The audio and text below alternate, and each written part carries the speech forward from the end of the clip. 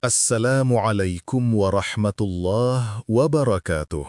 Saudaraku yang dirahmati Allah, di hadapan kematian, kita tentu mencari cara terbaik untuk mendoakan yang telah pergi. Keluarga yang ditinggalkan tentu berharap agar almarhum mendapatkan yang terbaik dan terhindar dari segala penderitaan di alam kubur.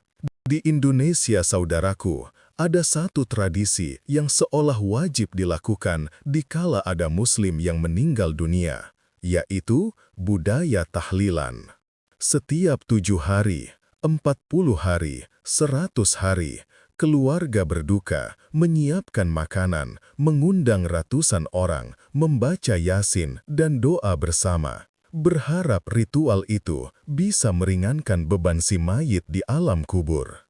Tapi, pernahkah Anda bertanya, apakah tradisi ini benar-benar ada tuntunannya dalam Islam?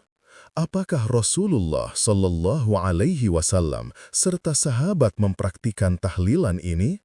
Saudaraku, bersiaplah untuk kaget, karena hari ini kita akan membongkar fakta-fakta yang jarang dibahas.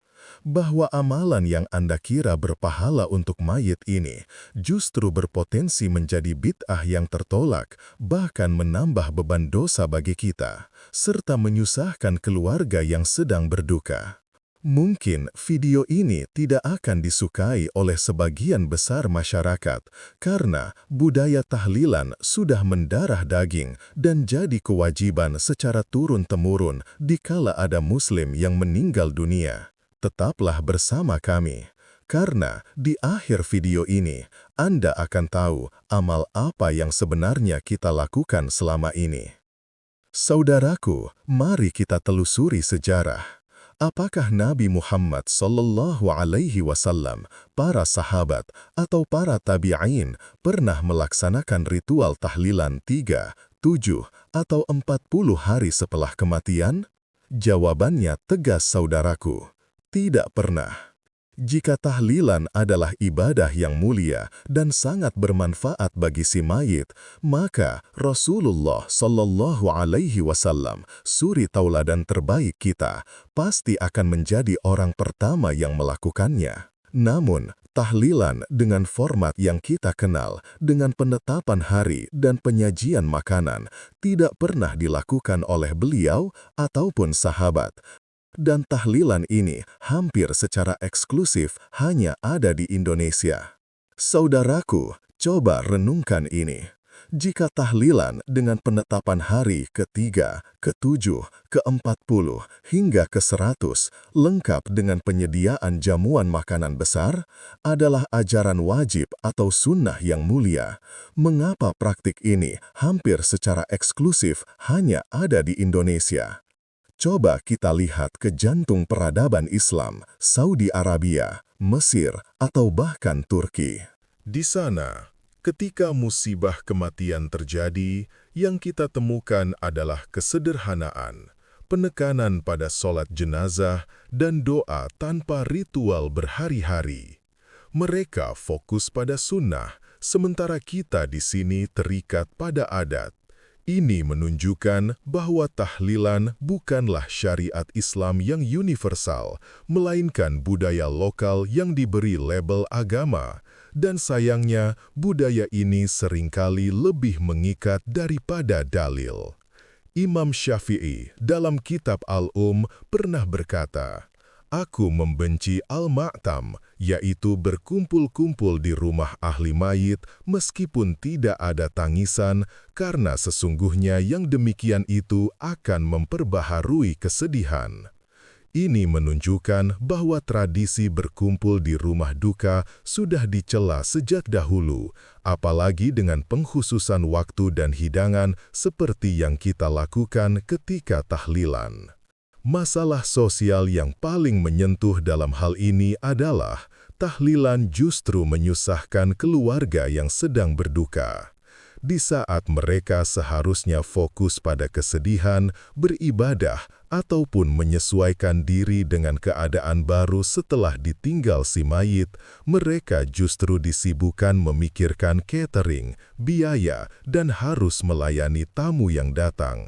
Bahkan tidak jarang ada yang berhutang demi perjamuan tahlilan tersebut. Ini adalah beban yang seharusnya tidak ada. Padahal sunnah Rasulullah Shallallahu Alaihi Wasallam adalah kebalikannya. Ketika Ja'far bin Abi Thalib meninggal, Rasulullah Shallallahu Alaihi Wasallam justru memerintahkan para sahabat, buatlah makanan untuk keluarga Ja'far karena sesungguhnya mereka sedang ditimpa musibah yang menyibukkan mereka. Hadits riwayat Abu Daud. Sunnahnya adalah tetangga atau kerabat yang membuatkan makanan untuk keluarga yang berduka, bukan keluarga yang berduka membuat makanan untuk tamu. Bukannya mengurangi beban, tahlilan malah menambah beban, utang dan kesibukan bagi mereka yang sedang dilanda kesedihan. Lalu, amal apa yang benar-benar bermanfaat? Islam telah memberitahu kita dengan sangat jelas, amalan yang sampai kepada mayit telah terputus kecuali 3 perkara, sebagaimana sabda Rasulullah Shallallahu Alaihi Wasallam. Apabila salah seorang manusia meninggal dunia, maka terputuslah segala amalannya kecuali 3 perkara, sedekah jariah, ilmu yang bermanfaat, dan anak soleh yang selalu mendoakannya. Hadits riwayat Muslim. Perhatikan, anaknya yang soleh yang mendoakannya, bukan membacakan Yasin beramai-ramai di rumah duka dengan pengkhususan waktu dan jamuan. Dan waktu terbaik mendoakannya adalah kapan saja, di mana saja, tanpa harus memberatkan keluarga si mayit. Saudaraku, mari kita tinggalkan tradisi yang memberatkan dan berpotensi bid'ah ini. Niat baik haruslah sesuai dengan cara yang baik, cara yang dicontohkan Rasulullah Shallallahu Alaihi Wasallam. Mari kita kembali kepada sunnah, mendoakan orang tua kita kapan saja dan di mana saja, tanpa harus terikat oleh adat yang memberatkan. Insya Allah di video selanjutnya, kita akan mengupas lebih dalam lagi tentang tahlilan. Di antaranya, apakah tahlilan bermanfaat bagi si mayit? Bagaimana tahlilan bisa menjadi tradisi turun-temurun di Indonesia? Serta penyimpangan-penyimpangan yang tidak kita sadari ketika melakukan tahlilan. Apakah Anda setuju dengan pandangan ini? Atau apakah Anda punya pengalaman sulit saat harus menyelenggarakan tahlilan? Tuliskan di kolom komentar di bawah. Mari kita mulai perubahan dari keluarga kita sendiri. Wassalamualaikum warahmatullahi wabarakatuh.